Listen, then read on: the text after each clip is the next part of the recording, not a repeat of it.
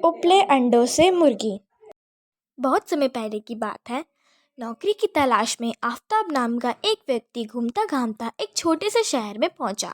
उसे बहुत भूख लगी थी, पर उसकी जेब में एक भी पैसा नहीं था। तभी उसकी नज़र एक छोटे से होटल पर पड़ी। हिम्मत करके वह अंदर गया। अंदर बहुत भीड़ थी।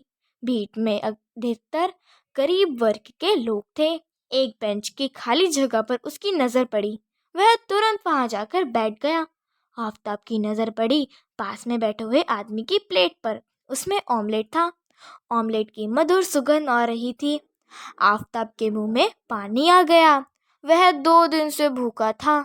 भूख के मारे उससे रहा नहीं जा रहा था। उसने सोचा, ऑमलेट आने में तो देर लगेगी, उबले हुए अंडे तुरंत आ जाएंगे। जेब में एक पैसा भी नहीं था, फिर भी उसने बड़े रौब से ऑर्डर दिया, 2 उबले हुए अंडे और एक ब्रेड जल्दी से ले आओ। बाद में एक चाय कड़क मीठी। अंडे और ब्रेड की प्लेट तुरंत आ गई।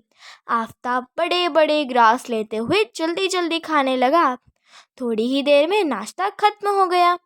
ऊपर से वह गटागट 2 गिलास पानी पी गया। इतने में चाय आ गई। वह फटाफट चाय भी पी गया। आफताब के पास पैसे तो थे नहीं। वह अंडे, ब्रेड और चाय के पैसे कैसे चुकाता? वह इधर उधर नजर दौड़ाने लगा। कभी वह मालिक की ओर देखता तो कभी वह दरवाजे की ओर। मौका मिलते ही मालिक और नौकर की नज़र से बचकर आफताब वहां से खिसक गया। पलक झपकते ही वह रास्ते की भीड़ में गायब हो गया। नौकरी की तलाश में आए आफताब को काम मिल गया। वह केवल एक बार खाता और पैसे बचाता। एक दाश वर्ष में उसने अच्छी खासी बचत कर ली थी। आफताब एक सरल और ईमानदार व्यक्ति था। उस छोटे से होटल के मालिक को उसने पैसे नहीं चुकाए थे। यह बात उसे अंदर ही अंदर कचोटती रहती थी। अंत में आफताब ने उस होटल के मालिक से मिलने का निश्चय किया। एक दिन आफताब उस होटल में जा पहुंचा। वह होटल के मालिक के सामने जाकर खड़ा हो गया। मालिक हमेशा की तरह पैसे गिनने में व्यस्त था। कुछ समय के बाद उसने आफताब की ओर सिर उठाकर देखा। आफताब ने बड़े रुआब से कहा, माफ़ कीजिएगा, कुछ समय पहले मैंने आपके होटल में 2 उबले हुए अंडे और एक ब्रेड खाई थी, एक चाय भी पी थी, लेकिन उस वक्त मेरे पास पैसे नहीं थे, इसलिए मैं उनके पैसे चुका नहीं सका था। अब मैं ब्याज सहित दुगुने पैसे चुकाने के लिए तैयार हूँ। बताइए, कुल कितने पैसे हुए? होटल का मालिक धूर्त था। उसने सोचा, कैसा मूर्ख है यह, इतने दिनों बाद भला कोई पैसे चुकाने आता है। लगता है इसकी आमदनी बहुत अच्छी है, इससे ज़्यादा पैसे ऐंठे जा सकते हैं। होटल का मालिक ने गुस्से से कहा, केवल दुगुने पैसे चुकाकर छुट्टी पा लेना चाहते हो? चुपचाप 10 गुने पैसे चुकता कर दो। यह सुनकर आफताब हक्का बक्का रह गया। उसने कहा, 10 गुने पैसे? यह कहाँ की इंसाफ है? धूर्त मालिक ने कहा, देखो, मैं तुम्हें समझता हूँ। तुम्हें कितने अंडे खाए थे? 2।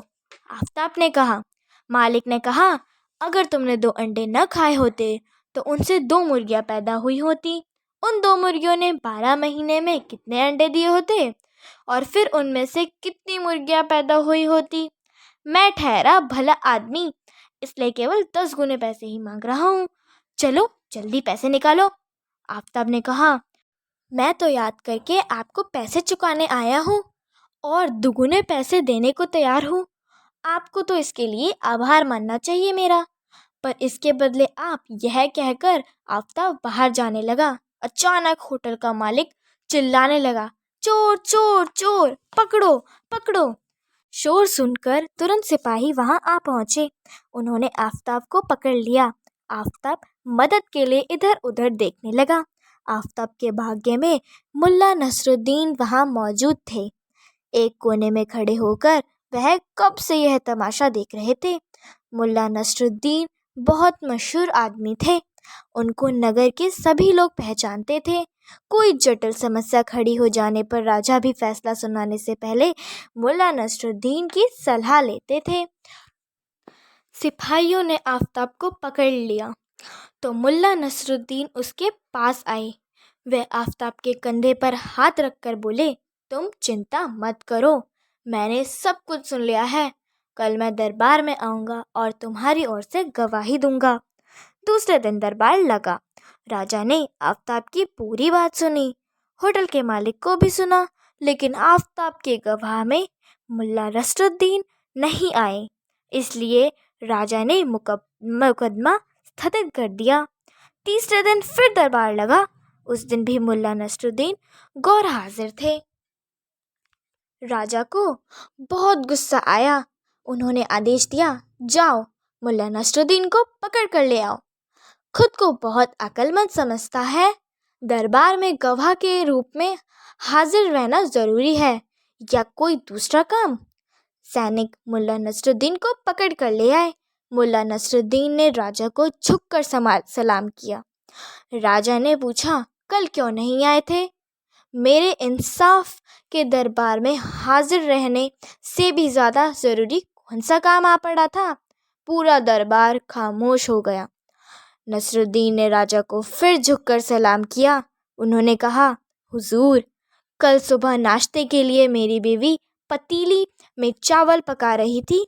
मैं दरबार में आने के लिए तैयार हो रहा था, तभी नसरुद्दीन ने खखाड़ते हुए कहा, तभी अचानक मेरे दिमाग में आया कि उबले हुए सारे चावल बेकार हो जाएंगे। क्यों ना मैं इसमें एक मुट्ठी भरकर चावल अपने आंगन में बो दूं, अच्छी फसल हो जाएगी। मैं उबले हुए चावल आंगन में बोने के लिए रुक गया, इसलिए दरबार में नहीं आ सका। राजा बहुत आश्चर्य हुआ। उन्होंने कहा, मुल्ला, आज तुम्हें धो क्या गया है? उबले हुए चावल भला कहीं बोए जाते हैं? उनसे क्या फसल हो सकती है? मुल्ला नसरुद्दीन ने कहा, क्यों फसल नहीं होगी? यदि उबले हुए अंडों से मुर्गी पैदा हो सकती है, तो उबले हुए चावल से फसल क्यों नहीं हो सकती? राजा तुरंत मुल्ला नसरुद्दीन की बात का आशय समझ गया। उन्होंने आफताब को परेशान करने के लिए होटल के मालिक को सज़ा सुनाई। आफताब की सच्चाई से राजा प्रसन्न हुए और उन्होंने दरबार में उसे अच्छी नौकरी दी। इस कहानी से हमें यह शिक्षा मिलती है कि अपनी गलती के लिए क्षमा मांगने में संकोच न करें। यथा समय अपनी भूल सुधारें।